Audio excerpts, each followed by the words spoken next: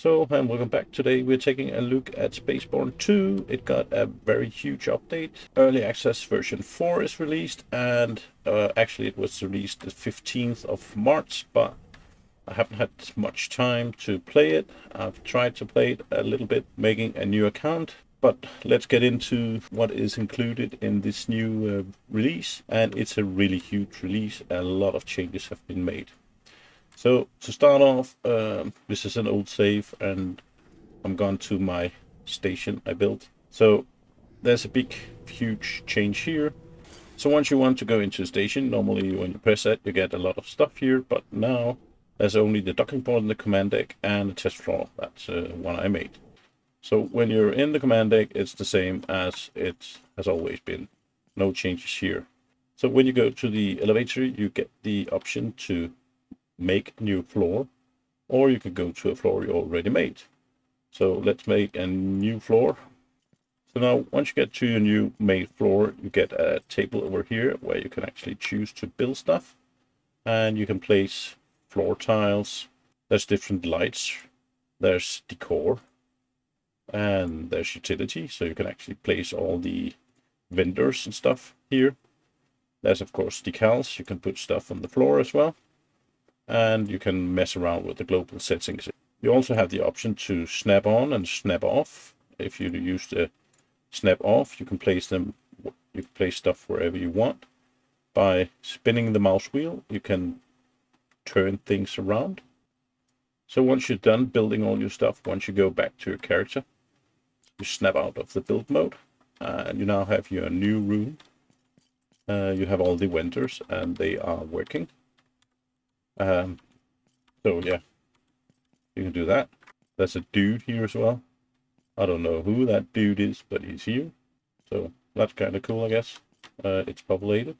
So yeah, that's basically the new build function. You can build your own rooms. Also, I noticed that it can be a little bit hard to get it to snap to the right place, but it is possible with some tweaking around. Once you're done building your room, if you have roofed it over like I have here, and you go back to build again, you will end up outside your room, which is pretty annoying because you cannot go through the walls. So I have to remove it to actually get back in. So, but that's just a minor thing, I guess. It would be nice if you actually ended up in the build mode right where you click right here. So it's a minor thing, but hopefully they will improve that a bit later on. So yeah, that's the build mode. I'm looking forward to see what people can build, see some maybe some videos or some screenshot of what people build in here. But now the next thing is the faction. There's been some changes to the way your army is built up. Now previously you could change the role of your general here between ground or aviation or research, but research is gone, and now you have your air generals or your admirals or whatever you will call them. Your squad leaders up here, and you have your ground forces down here. You also have access to 9 admirals, and you'll have access to 9 ground generals. So that's a lot of soldiers. Now another thing I noticed was that one of my guys is purple, and I'm not exactly sure why, but it might be that he has some upgrade of sorts. If we go look at the ground forces, they too have options now. They can upgrade the soldiers to elite soldiers, snipers, medics, or interceptor tanks. Of course, interceptor tanks are very expensive, and mechs as well. But they all start out as soldiers, but you could make them into elite soldiers, just like you could with the ships before, and you still can. You can also do that with your ground forces now. So why are we actually doing this? Why do we need the ground soldiers? Well, that's another part of the patch. So once you have set up your soldiers and your fighters, we're ready to do battle. And here is another big change in the way the game works. So basically, if we want to attack someone, of course it's someone we are at war with. Now I'm at war with House Saragon, so we pick those and we find whatever system we want to attack. Say we want to attack this one. Here you can see all the info about the system we are checking. They have a turret quarters, a barracks, and a shield quarters. If you go to the tactical view, that's pretty much the same as we're used to, but you will notice that we can no longer drag in ships from over here. So what we have to do instead is select as operation target, and now we have to determine the tactics. Now these are the ships we have at our disposal, and that is because if we look at the overview, I only put up 4 generals, the other ones are empty. So we have to go into the tacticals and say we want to use all of them. Then we go on to the infiltration phase, and here we get to put up our ground troops. Again, I only have 4 of them. If we look up here and go to ground troops, you can see I only put up 4 groups. So once we have set up our fighters and our warriors, we of course execute as we usually do.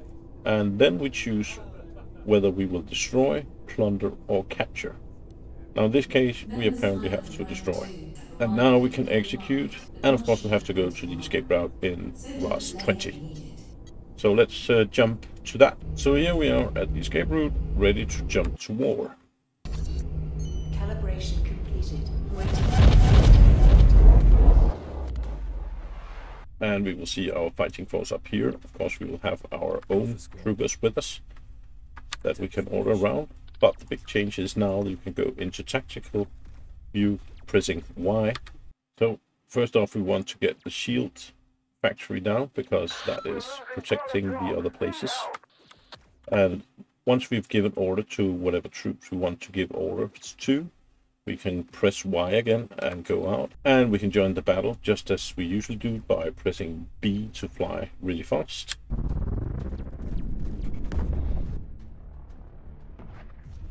Now that we get to the shield generator, we can see that we are trying to slowly capture it.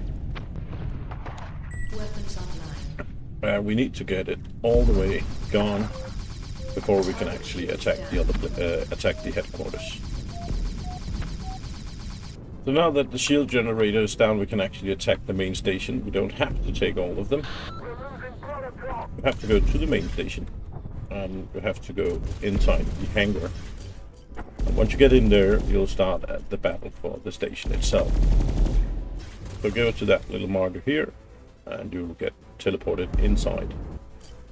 Now we are in the hangar, and in here we have our ground forces. Now you can press Y again, and you can now order your people around in here.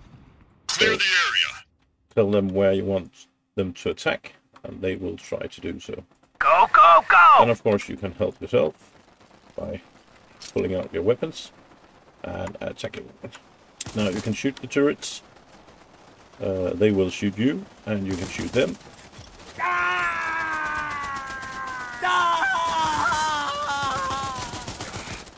There we go, 1 turret down. Now, it would be a shame to say that the AI improved a lot. I don't know what these people down here are doing, other than just looking at me, well, pretty much taking the station. But they do, I guess they do throw a few rockets and stuff. Anyways, just kill them all. They're falling back. Once you kill enough of them, they will run. And once you kill the last couple of guys, you will have won the battle.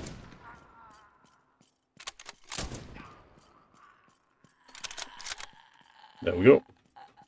So, victory. And yeah, that's basically the new system for killing stuff when you attack station. So you have to order your people around, which is pretty cool, I guess. And of course you also have to order your soldiers around inside the base. So let's take a look at the kill count. Well, none of my troopers died. They're all here still. And none of my pilots died. They're all here still. Which in itself is a little bit weird. But hey, that's what it is. Not working for now, I would guess.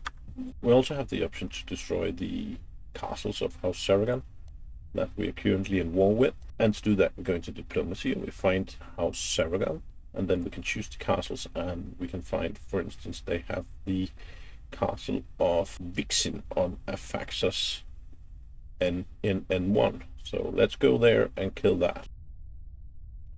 Once we get to the planet where we want to attack a castle, we find the castle by pressing the B button.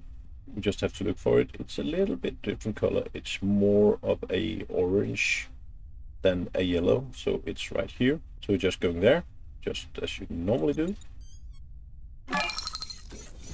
And we're now able to actually attack the castle. Again, we go into the Y. Then we just place our soldiers down here. You don't have to place them all at once, but you can do so. You can still order your soldiers around. Go, go, go! And you can, for instance, order them to take the barracks, which is the one we can actually get from here. There's a shield dome, and it's all the way over here, and we kind of need that to get the shields down. Roger that. We're sending the other group over here to take that, and they will now try to take the barracks. That will stop the enemy from getting reinforcements, and they will try to take the shield generator so we can get into the castle.